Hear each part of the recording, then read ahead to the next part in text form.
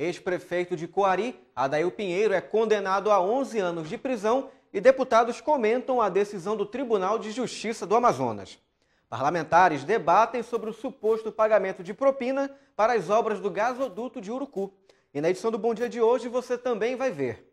CPI da pedofilia vai ouvir vereador suspeito de aliciar menores no município de Apuí e também as vítimas. E ainda, parlamentares do Congresso Nacional apresentam 80 emendas para mudar a Lei de Diretrizes Orçamentárias.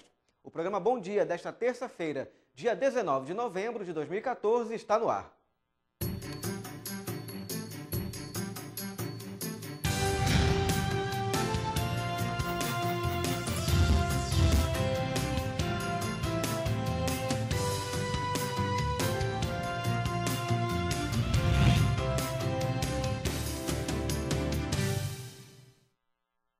Olá, bom dia para você que acompanha sempre ao vivo a programação da TV Assembleia. Adail Pinheiro, ex-prefeito de Coari, foi condenado por 2 processos a mais de 11 anos de reclusão e ainda prestação de serviços comunitários.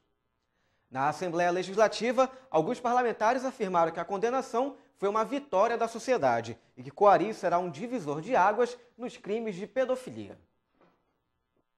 Condenado a 11 anos de reclusão por favorecimento de exploração sexual de crianças e adolescentes e a 1 ano e 2 meses de prestação de serviços comunitários por contratação irregular de servidores públicos, Adail Pinheiro perdeu o cargo de prefeito de Coari. A decisão foi tomada pelo Tribunal de Justiça do Estado. A análise na Justiça de casos envolvendo a prática de pedofilia no Estado foi tema de debate na Assembleia Legislativa. O deputado Luiz Castro, um dos membros da CPI da pedofilia da ALEAM, defende a aplicação exemplar da lei nestes casos. Que Coari seja um divisor de águas. Daqui para frente, pessoas tomem mais cuidado. Os pedófilos tenham medo. Hoje, quem tem medo é vítima, é testemunha, é até deputado. Ou os senhores acham que eu não tenho medo? Eu tenho medo também, eu sou um ser humano.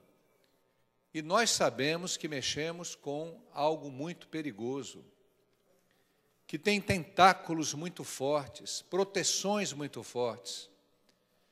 E nós precisamos simplesmente que o judiciário cumpra o seu dever. Já o deputado José Ricardo cobrou prioridade na análise de processos que envolvam a violência e abuso contra crianças e adolescentes. Para o petista, a demora nos julgamentos muitas vezes leva à impunidade. Deveria ter agilidade nesses julgamentos. Aliás, é o que nós estamos falando aqui já há muito tempo. E vou repetir de novo, o poder público é o primeiro a desrespeitar a lei. Porque a lei diz, em relação à criança e adolescente, prioridade absoluta. Como outra lei, que é o Estatuto do Idoso, fala em relação aos idosos, prioridade absoluta.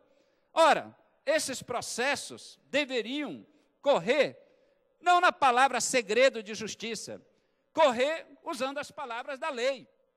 Prioridade absoluta, que é isso que a sociedade espera. Prioridade absoluta para tudo e vamos julgar primeiro esses casos. A suposta prática de pedofilia por um vereador no interior do estado também foi debatida na ALEAM.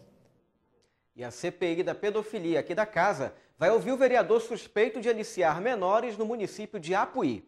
Além do parlamentar, as vítimas que formalizaram a denúncia também serão ouvidas. A reunião está marcada para o próximo dia 28.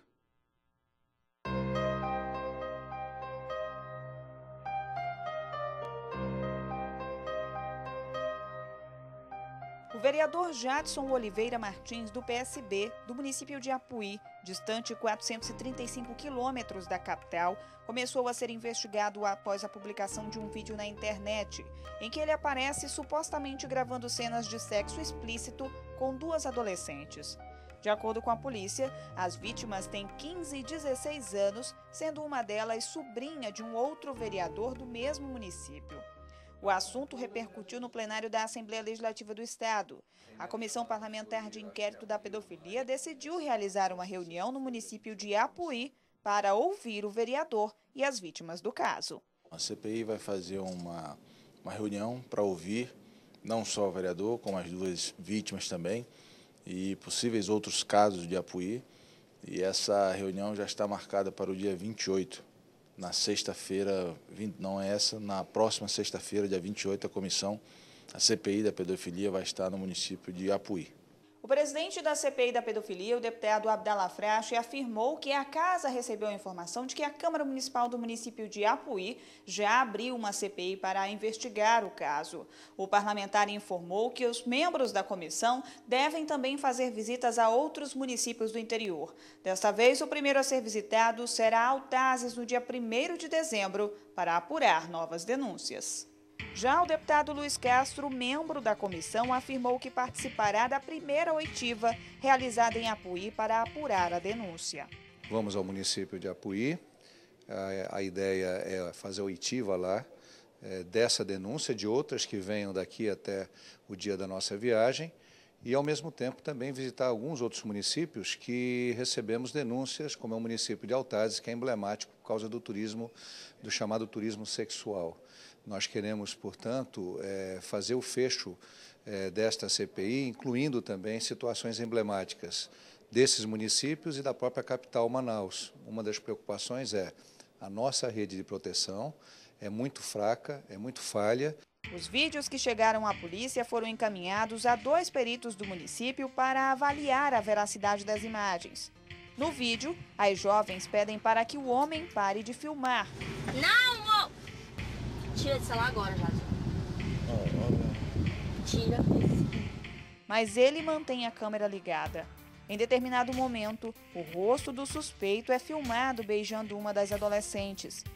O pai de uma das jovens encaminhou um documento à diretoria da Câmara Municipal, ao Ministério Público e à polícia pedindo providências sobre o caso. Já o vereador Dirlan Gonçalves de Souza, tio de uma das vítimas, entrou com um pedido de cassação ao mandato do colega suspeito de ter aliciado as menores.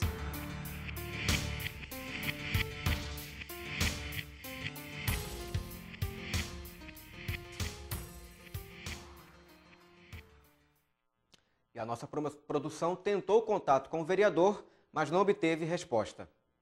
O suposto pagamento de propina para as obras do gasoduto de Urucu, citado na Operação Lava Jato, foi tema de pronunciamentos na Assembleia Legislativa. Foi o deputado pelo PROS, Sidney Leite, que trouxe o tema à tribuna. O parlamentar lembrou que desde o primeiro ano de mandato mostrava preocupação com o setor energético do Amazonas. Me chamou muito a atenção que uma obra que teve N prorrogações de prazo, né, e depois de custo, porque a obra estava projetada inicialmente para o investimento de aproximadamente 2 bilhões de reais, ou um pouco mais do que isso, em torno de $1 bilhão, e ela gastou praticamente o dobro. E que em 2009 ela foi entregue, né, mas nós vimos as placas na cidade, as comemorações, inclusive com fotos de políticos, mas que na realidade nós só viemos ter energia a partir do gás de Urucu agora.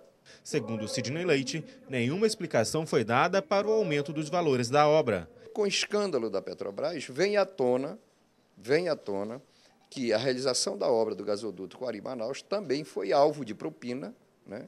Inclusive é citado um trecho executado pela empresa Camargo Corrêa, e que a gente fica se questionando se esse aumento significativo na execução dessa obra foi em função das propinas e de negócios não republicanos não revelados. Em a parte, o deputado pelo PTN, Abdallah Frache, lembrou que a refinaria de Pernambuco também está com um volume crescente de gastos nas obras. Quero colocar a pior de todas, que é a refinaria de Pernambuco. A brincadeira não está pequena, deputado Sidney. Essa projeção foi 2 bilhões e ela já está em 28 bilhões. Esse conluio, esse apadrinhamento do governo brasileiro com esse sistema bolivariano da Venezuela, onde, no começo, a Venezuela ia entrar com a metade desse valor, até agora não entrou com absolutamente nada. O deputado pelo PPS, Luiz Castro, também se pronunciou sobre o assunto. Sidney Leite informou que vai solicitar informações do Tribunal de Contas da União, do Sistema Eletrobras e a Companhia de Gás do Amazonas. O executivo da empresa Toyo Cetal, Júlio Camargo, afirmou em depoimento ao Ministério Público Federal que intermediou o pagamento de R$ 2 milhões em propina para o ex-diretor de serviços da Petrobras. De acordo com o delator, a propina foi pelo contrato firmado com a empresa Camargo Correia para a execução das obras do gasoduto Urucu, que é controlado pela estatal brasileira. Uma comissão parlamentar de inquérito foi criada no Congresso Nacional para investigar as transações da Petrobras. No mês de março, a Polícia Federal instaurou a Operação Lava Jato, que fez uma série de prisões para desmontar um esquema de lavagem de dinheiro na Petrobras, que movimentou aproximadamente 10 bilhões de reais. Os parlamentares do Congresso Nacional apresentaram 80 emendas ao projeto do governo federal para mudar a Lei de Diretrizes Orçamentárias. Entre as sugestões está a que estabelece multas para presidente Dilma Rousseff e ministros da área, caso a meta fiscal prevista não seja cumprida. Deputados e senadores apresentaram 80 emendas ao projeto do governo que retira o limite de abatimento da meta fiscal da Lei de Diretrizes Orçamentárias LDO de 2014. Das 80 emendas sugeridas por 10 parlamentares, apenas 3 são assinadas por membros do partido de base.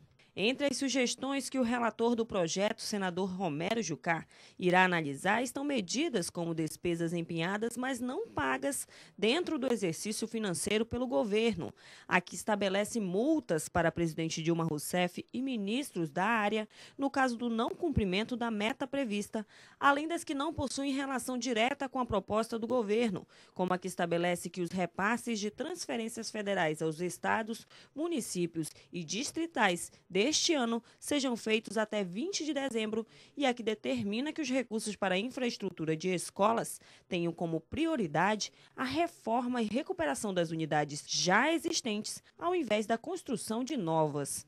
Desde a semana passada, o governo pressiona o Congresso para que a mudança na LDO seja aprovada e a expectativa é que a matéria seja votada ainda este mês. Parlamentares destacam a situação da Zona Franca de Manaus e dos trabalhadores do setor, que já anunciaram greve. Uma audiência pública deverá ser realizada para discutir o problema. O deputado Chico Preto falou sobre a situação dos servidores da Zona Franca de Manaus e citou que muitas promessas foram feitas no período pré-eleitoral e que não foram cumpridas. A insatisfação dos trabalhadores e a possibilidade de uma greve dos servidores da SUFRAMA, que lutam por um plano de cargos, carreiras e salários compatível com a função que exercem na autarquia federal, foi lembrada com preocupação pelo parlamentar. Chico Preto destacou a audiência pública que deve acontecer nesta quarta-feira, onde os servidores irão demonstrar a situação atual da entidade, que enfrenta grave crise institucional e dos impactos diretos na arrecadação do Estado que podem acontecer. Sinésio Campos e José Ricardo também se manifestaram sobre o tema e falaram sobre a administração da SUFRAMA. Eles lembraram a queda na arrecadação tributária do Estado comparada ao mesmo mês de 2013 e a necessidade de mudança da administração e da atual situação dos funcionários. Os servidores do órgão já realizaram 2 paralisações este ano, no dia 22 de outubro e no dia 19 de fevereiro, quando a greve só terminou 46 dias depois. A reivindicação era pela reestruturação da tabela de salários, reestruturação das áreas descentralizadas, retorno da autonomia da autarquia e a aprovação mais rápida dos processos produtivos básicos. Estima-se que o prejuízo causado pela ação tenha sido próximo a 300 milhões de reais. As regiões Norte e Nordeste apresentaram os menores índices de inadimplência em relação à média nacional. A informação foi divulgada nesta terça-feira pelo SPC. Os nortistas são os que têm menos dívidas em atraso. De acordo com o Serviço de Proteção ao Crédito, o SPC Brasil, Durante o mês de outubro, os brasileiros registraram uma média de inadimplência de 3,95%. A região norte foi a que menos apresentou dívidas em atraso, um percentual de 2,89%. Nordeste ficou em segundo lugar com menos inadimplentes, 3,15%. Em seguida estão a região sul com 4,06%, Centro-Oeste 5,58% e Sudeste com 5,60%, sendo a região com mais casos de inadimplência do Brasil. As médias foram levantadas em comparação ao mesmo mês do ano passado. Em outra representação elaborada pelo SPC, a região Sudeste também possui a maior participação junto ao total de consumidores com dívidas atrasadas no Brasil, totalizando 40,34%. Em seguida está a região Nordeste com 25,93%, região Sul com 12,96%, Norte com 8,81% e Centro-Oeste com 7,84%. E veja a seguir, uma pessoa nasce a cada 8 minutos no Amazonas. E o deputado Chico Preto propõe a implantação de um polo de desenvolvimento tecnológico no estado. Não saia daí, voltamos já.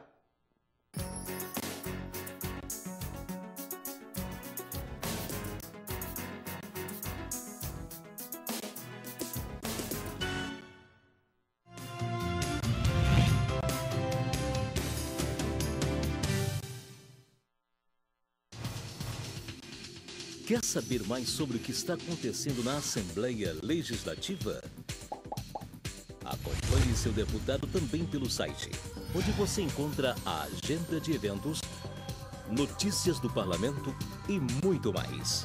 Acesse www.ali.am.gov.br. Assembleia Legislativa, cuidando da nossa gente.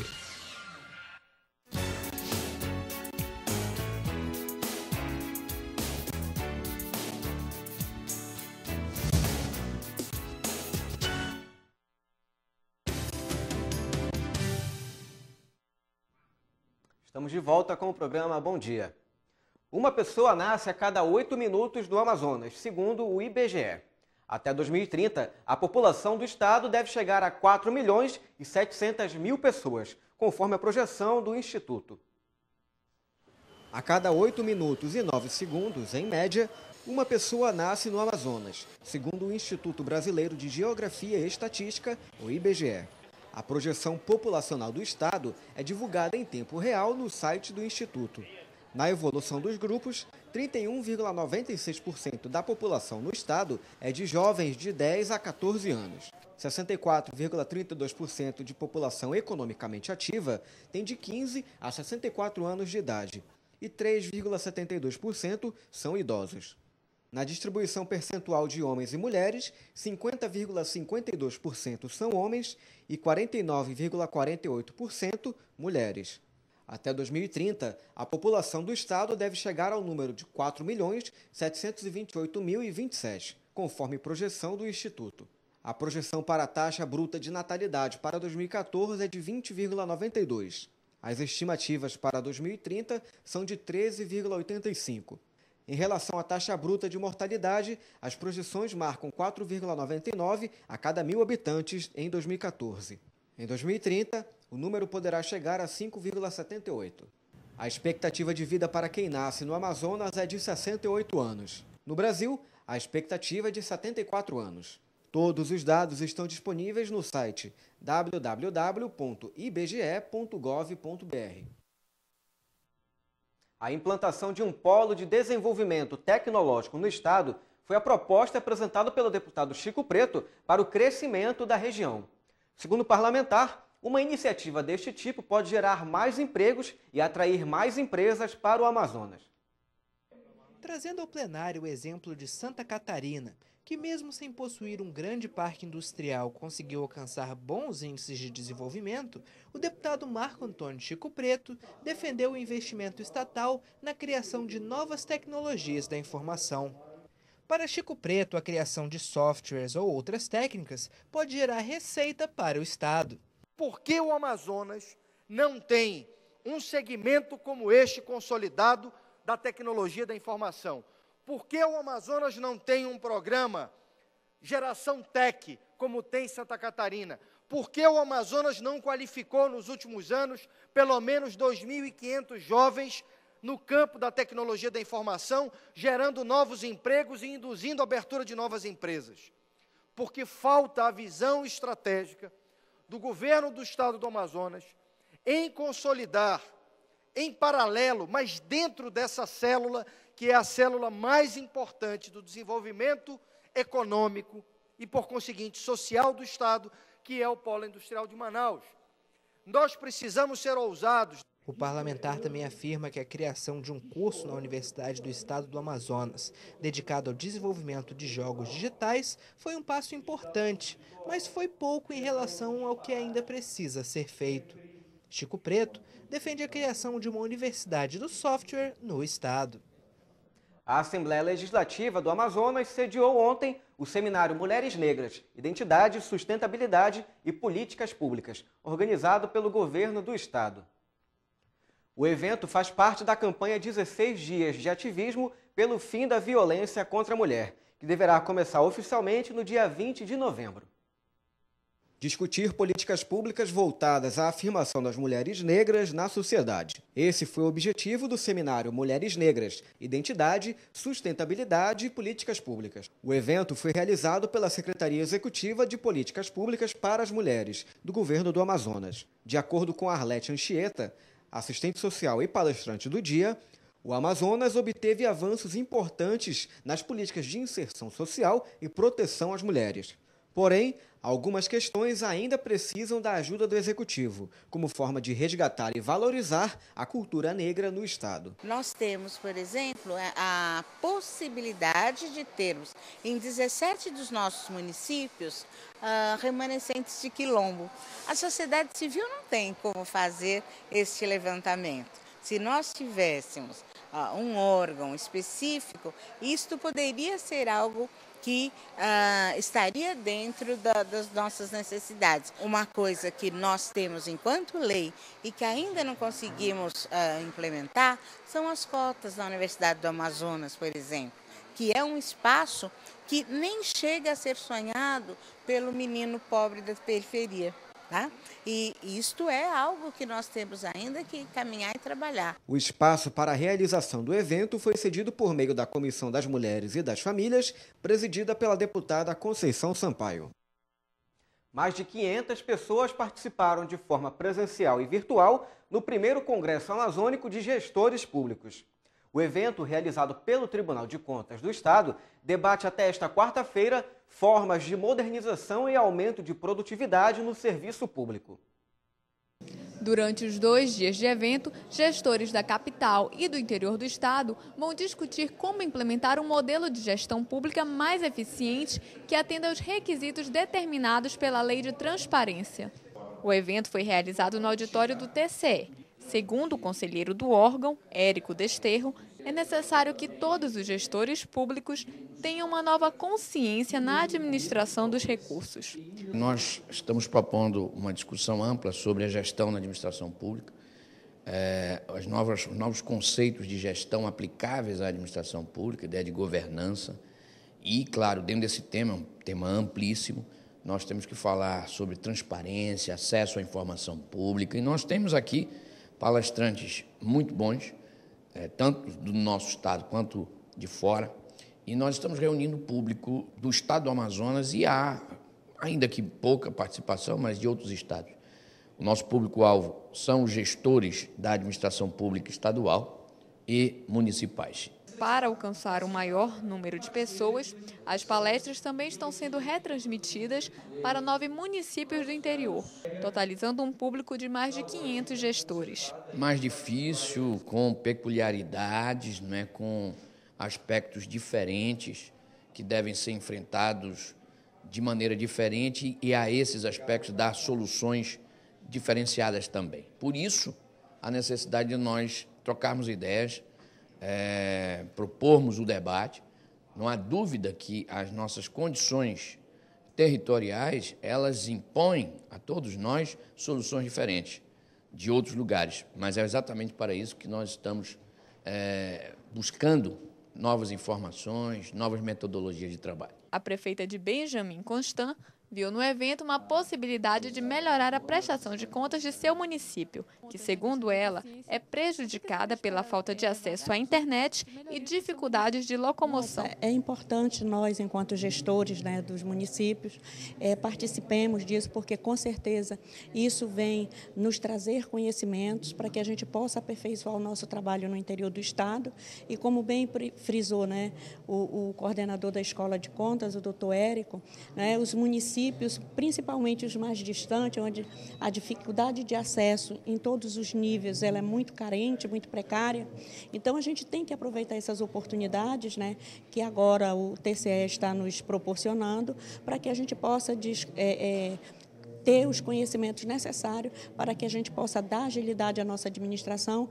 O evento foi feito em parceria com a Assembleia Legislativa e o Tribunal de Justiça do Amazonas. E veja agora o que foi destaque no programa Bom Dia de hoje. Ex-prefeito de Coari, Adail Pinheiro, é condenado a 11 anos de prisão e deputados comentaram a decisão do Tribunal de Justiça do Amazonas. Parlamentares debateram sobre o suposto pagamento de propina para as obras do gasoduto de Urucu. E mais, CPI da pedofilia vai ouvir vereador suspeito de aliciar menores no município de Apuí e também as vítimas. E o programa Bom Dia de hoje termina por aqui. Você que ficou conosco até agora, muito obrigado pela sua audiência. Um bom dia para todos e uma ótima quarta-feira para você. Fique agora com a sessão plenária.